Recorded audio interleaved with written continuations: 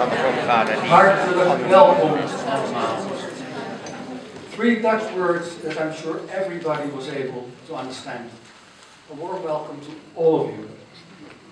Thank you very much for traveling here today from near and far, from around the corner to Friesland and Limburg, from the United States, the United Kingdom, Sweden, Germany, Belgium, France and Spain.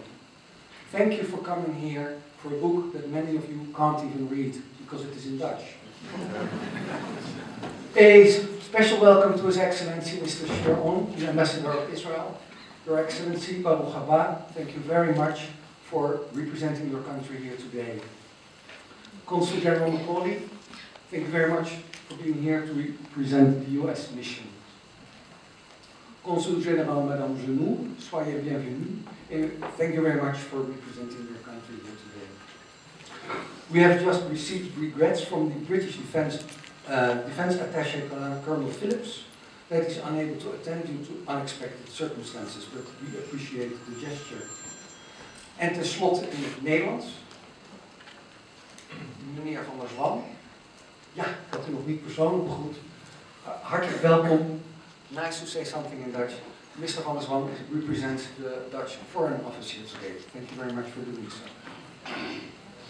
Your presence adds an extra dimension to this symposium, to this tribute. A tribute to the people of Dutch Paris. Jean Wagner, a Dutchman born in Brussels and living in France, forged together an escape line that became known as Dutch Paris, connecting the Netherlands, Switzerland and Spain through Belgium and France. Of course, Wagner didn't do this all on his own, but nobody knew exactly how it worked or what exactly happened. Now we know, thanks to the Wagner Foundation and thanks to Maarten Koreman, an American historian with a Dutch father. She wrote the book that needed to be written, and it is a privilege that it is published in Dutch first.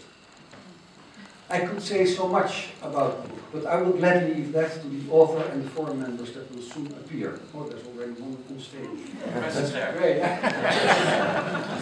Sorry, Max, I didn't notice you. I'm very small,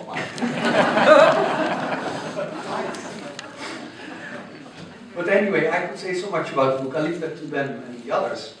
But allow me to say 2 personal things. First, there have always been and always will be destructive forces. However, there is an upside to that medal. There are always people who are willing to offer help, regardless of their personal risks. I, for one, am living proof of that upside. But there are many, many other birds of this feather assembled here today. And this, dear friends, is exactly what Gewone Helden, ordinary heroes, is all about. Second, none of the people of Dutch Paris could have ever imagined that over 70 years later, their joint efforts would result in bringing this magnificent group of people together here in Amsterdam today. Had they known, it would have filled them with great joy. It certainly fills me with great joy, and I hope it brings the same feeling to you all. Now, before I introduce the speakers, may I ask you, please, not to forget to switch your cell phones on again after the symposium is over. Always works. And let me see. And this is also the moment to say thank you to our anonymous sponsors, to the publisher, Tom, and to the staff here at Helden Amsterdam who have helped to facilitate this symposium, this tribute. Next, Maarten Koreman will give her talk, followed by the comments of the 4 forum members. Hans Blom, former director of Neo-War, Holocaust and Genocide Research Institute. Ad van Liemt, among many other things, the author of a number of books dealing with a variety of aspects regarding the Second World War in the Netherlands. Onno Sinke, historian and specialized in the transgenerational aspects of the Second World War. And last but not least, but first on stage, Max van Wezel, political scientist, journalist and radio anchor. There will be room for discussion afterwards, when we will encourage you to ask any questions you would like to ask. But now, Maarten Koreman, the audience is all yours.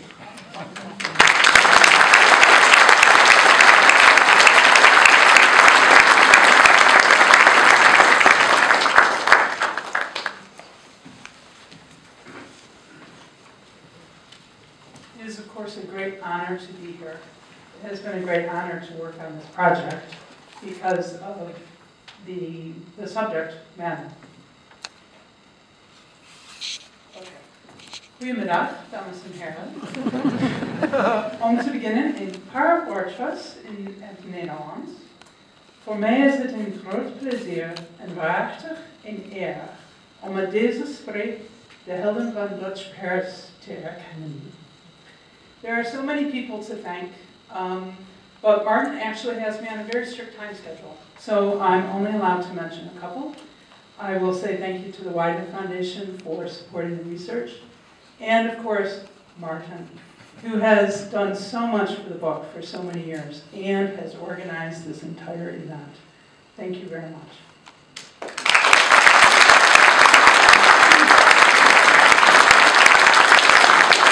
Now, as a token of my gratitude, I'm going to tell you the shortest possible version of Dutch Paris so that we can stick to that timetable. The story begins in the summer of 1942, when a Dutch man wrote a note, a letter, from a French prison. He and his wife, who were Jewish, had fled the deportations in the Netherlands. They had made their own way out of Belgium, through France, and into unoccupied southern France, where they were arrested and delivered. The man wrote the letter to a business acquaintance who lived in the city of Lyon in unoccupied France, who happened to know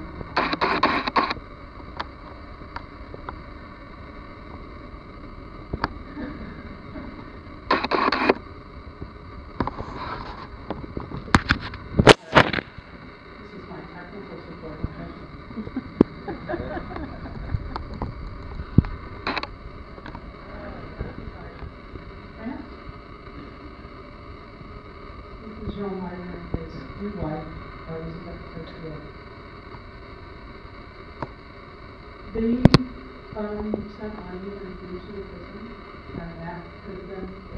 But they decided to smuggle their acquaintances into Switzerland so they would be safe from the Nazis. Widener and his wife were in a unique position to do this.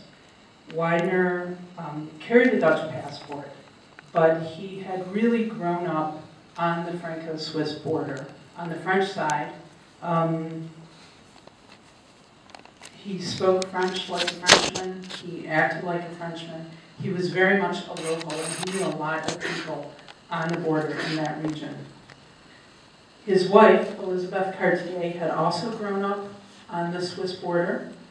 In fact, until they married in early 1942, she had worked at the French consulate in Geneva. So she had some very, very useful connections in Switzerland, which they did use during the war. After they helped this first couple into Switzerland, word got out, and other people asked for help, and they ended up creating an escape line. It went from Lyon to Geneva. This is a map of part of it. The route began in Lyon, which is not on the map, but you could take a train there. In fact, fugitives and their escorts boarded a train in Lyon, and they went to Annecy in the mountains. Widener and Cartier had a textile shop in Lyon. They opened a second shop in Annecy so that they themselves would have perfectly legal permits to be in the border region, and also so they would have a safe house in Annecy. From Annecy, oh wait, that's the route. So they would take, my sons did this, they would take a bus from Annecy, and then they would walk over the border and take a tram from the border into Geneva. So from Annecy, you take the bus or the taxi to the border village of Collonges-sous-Salette, which you can see it's in France, but it's on the right side of the mountains. That is the Seventh-day Adventist seminary there, where John Widener's father used to teach Latin and Greek. And he spent his teenage years climbing up and down that mountain. And of course, he still had many friends at the seminary. From there, the refugees would walk down the hill. This is the Swiss border in that area. Sorry about that. They would hide in a culvert or maybe under that particular bridge until the motorized patrols passed by on the highway that's on the French side. Then they went under or through the barbed wire, ran across a certain no man's land, and got into Switzerland. Now, you could do that entire journey, including the running part, in a few hours. But during the war, it could easily take days. And that was because you needed different documents in different regions. And it would take a while to get them all set. Widener and Cartier did not send people into Switzerland until they had legal and legitimate refugee permits to stay in Switzerland. Because sometimes the Swiss turn people back over the border.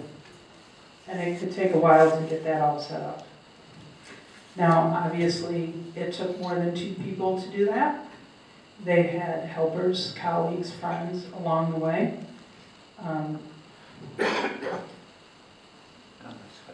In Lyon, Maurice Jacquet, who was the Dutch consul. He was a French insurance agent.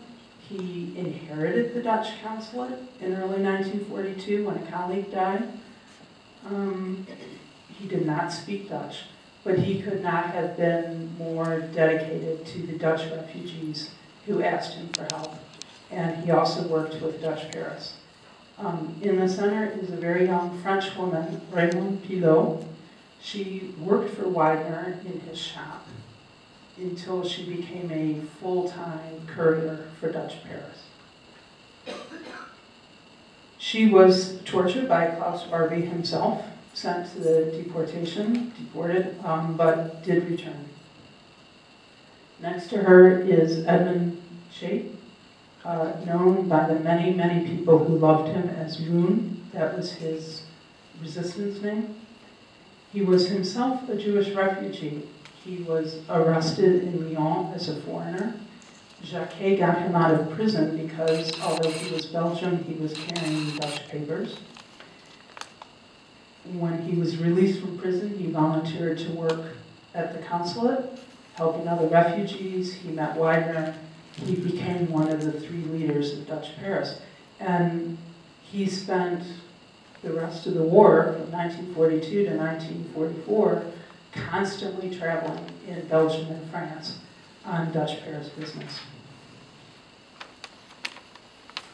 In Annecy, they relied on Mademoiselle Marie Mounier. She had a small ribbon and souvenir shop near the train station there.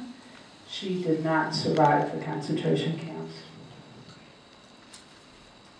And then there were many friends in Collonges, including Anna and Jean Zurcher.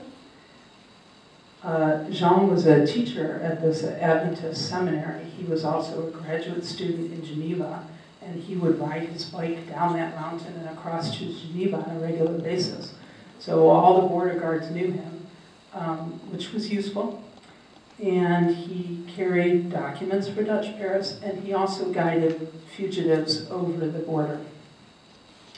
And Anna helped him, and she also helped hide people while they were waiting for their documents.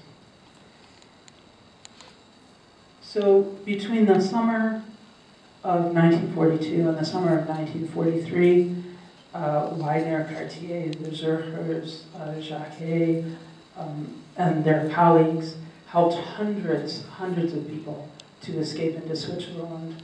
Mostly Jews, but not all. There were also resistors who had been burned, who were on the run.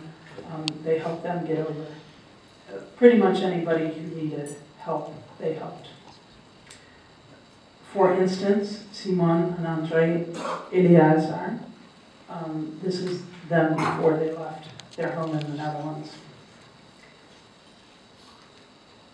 Now, an escape line like this that's helping hundreds of people is going to be a very well-known secret. And in September of 1943, the Gestapo arrested Maurice Jacquet, the consul, in Lyon.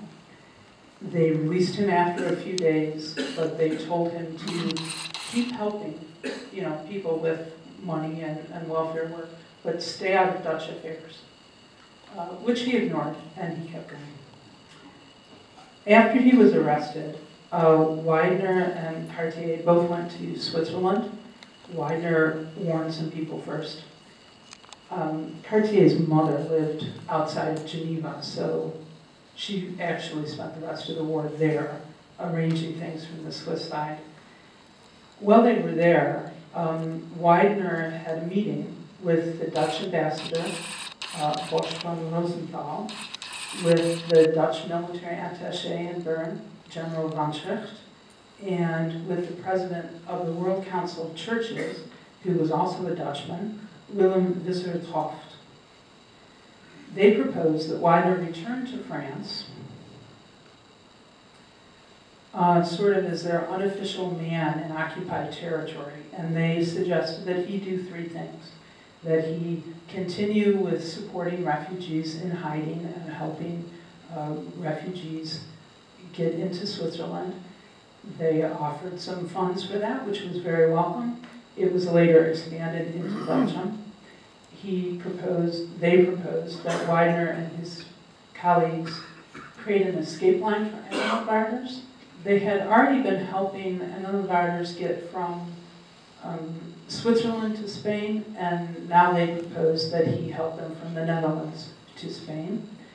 And third, and this is the only thing that was new, really, was that they create a courier line for microfilms that would be used as part of the Zwitserzeweg, as a way for the London Dutch to communicate with the Netherlands, the occupied Netherlands.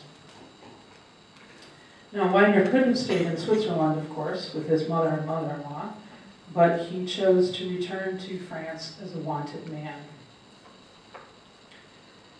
Obviously, to accept these tasks was going to mean expanding his contacts and his resistance work far beyond southern France, to include northern France, to include Belgium. So the first thing he did was recruit another helper, who was also a refugee in Switzerland, Jacques Rennes. He, Widener, and Chait were really the leaders of Dutch Paris. All three of them were businessmen in their early 30s. They spoke French as well as, if not better than Dutch, and they were dedicated to the cause. Now, as you all know, you cannot get on it, even today, you cannot get on a train in Amsterdam and get off the train in Madrid. At the very least, you need to change trains in Brussels. You need to change train stations in Paris. And then you're going to have to get over the Spanish border, which is another train change. And this map is just to give you a sense of how many different sets of documents you needed in occupied Europe. You can't see it very well, but down on the Spanish border is another zone. So everywhere you traveled, you needed new documents, which meant that you would have to, if you were traveling legally, you had to stop in Brussels to get